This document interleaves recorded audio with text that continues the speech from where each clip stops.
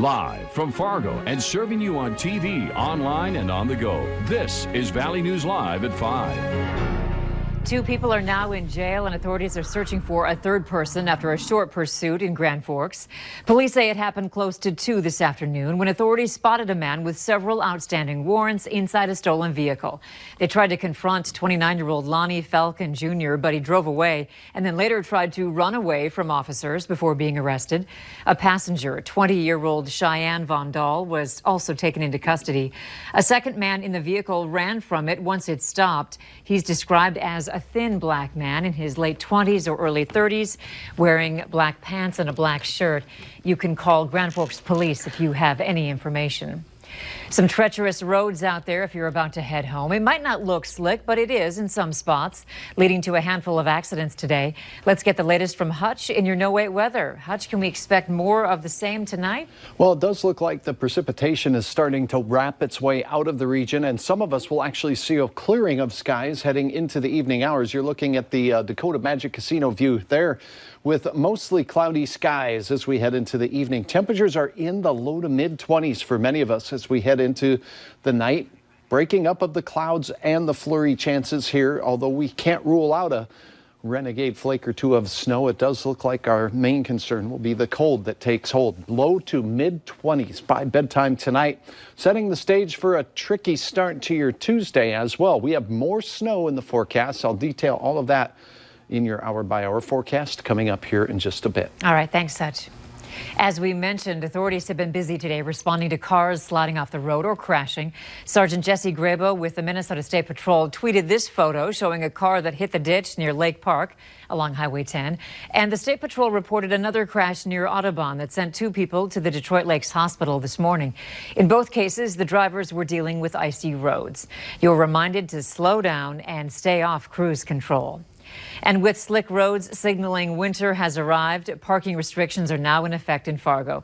They're done specifically for snow removal and road work. But as Valley News Team's Joshua Pagero found out, a concern among some homeowners is other people parking vehicles in front of their homes. A post on the website Nextdoor generated dozens of comments, with a Fargo man calling those who park in front of other people's homes inconsiderate and disrespectful. The post, which has since been deleted, highlighted that the issue tends to happen during this time of the year when snow removal ramps up. Add in new parking restrictions that went into effect Friday, and you can see why people have something to say.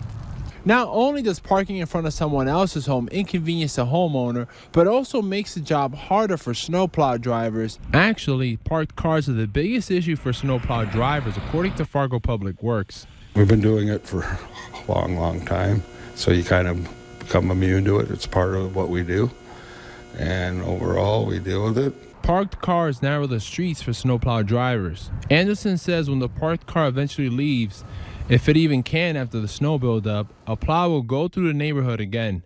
Oftentimes, the snow is pushed onto the homeowner's driveway at a time when they are not even plowing. Probably unrealistic to think that we're going to be able to get every car off the city of Fargo streets every time it snows. It's just probably not going to happen. It's not realistic. Street signs are scattered in areas where you can't park, and if you choose to be brave and ignore the parking restrictions, you can be ticketed.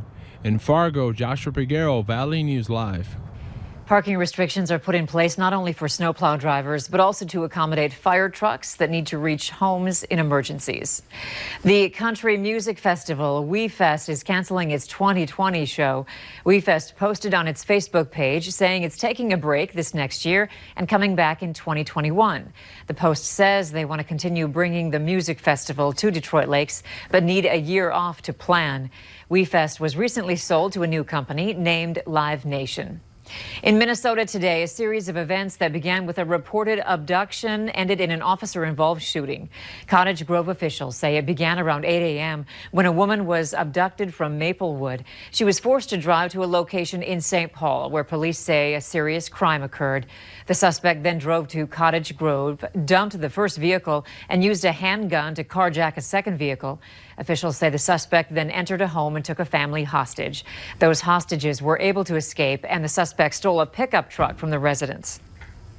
I have no idea why he decided to. He was initially, when we had heard he had went into the residence, we thought we had a hostage situation. They were able to get out of the home. Then we were looking at a barricaded situation, but he came out in the vehicle immediately. We were setting up a perimeter and took off in the stolen pickup truck and crashed it. Officials say the man was killed in the shootout with police, and the incident is still under investigation. The House is moving into the next phase of the impeachment inquiry. The committees leading the probe released witness transcripts from closed-door depositions.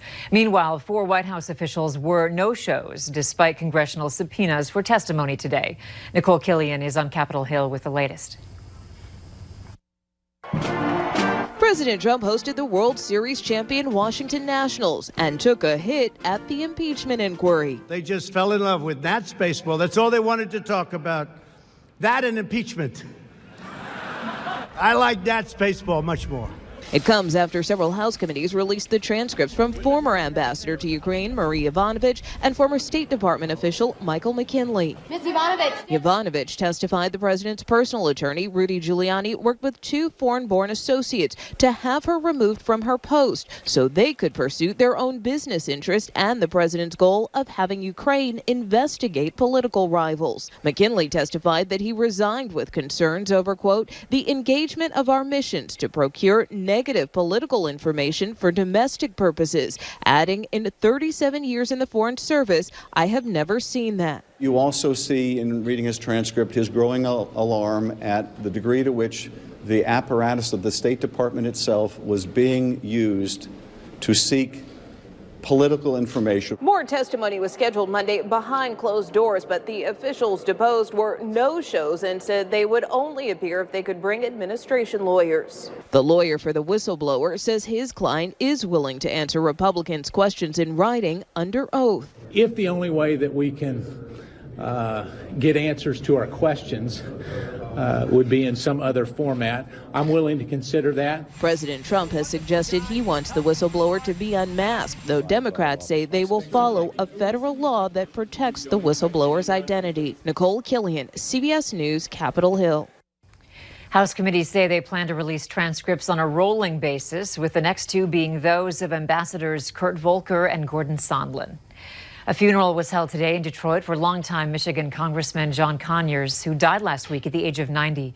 Conyers served more than 50 years in Congress, becoming the 6th longest-serving member of Congress in U.S. history. He was the longest-serving African-American member of Congress and was a co-founder of the Congressional Black Caucus. I think John Conyers was the first person that ever quoted Frederick Douglass to me in saying, "Power concedes nothing without a demand. Never did and never will." He understood that. Officials say hundreds of mourners filled the Greater Grace Temple for that service, including Reverend Jesse Jackson, the owner of the Detroit Pistons, and former NBA basketball player Isaiah Thomas. The reconstruction of the I-94 and Cheyenne Street interchange is finally done, and that has West Fargo city leaders, along with federal and state officials, celebrating. A major priority with the project was pedestrian connectivity. There are now multi-use paths from 13th Avenue West to 40th Avenue West, along with additional driving lanes from north to south in West Fargo. It has to do with economic development. This corridor and the development that we have here will greatly enhance the possibilities of additional commercial development for our community, and that's a great thing. Officials say over the past 2 years, $57 million has been invested into the interchange and South Cheyenne Street corridor, which runs from 13th Avenue West to 40th Avenue West. A Fargo gym recently put in place new age restrictions for its facility.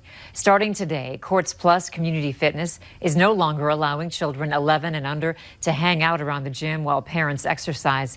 Kids in that age range must be accompanied by an adult at all times to use the track and racquetball courts only. The fitness areas where the weights are is still off limits to kids. Music legend Cher has announced she's coming to Fargo. She's touring the nation for her Here We Go Again tour and will perform in Fargo this coming April. If you'd like to attend, we have information on tickets on our website, valleynewslive.com.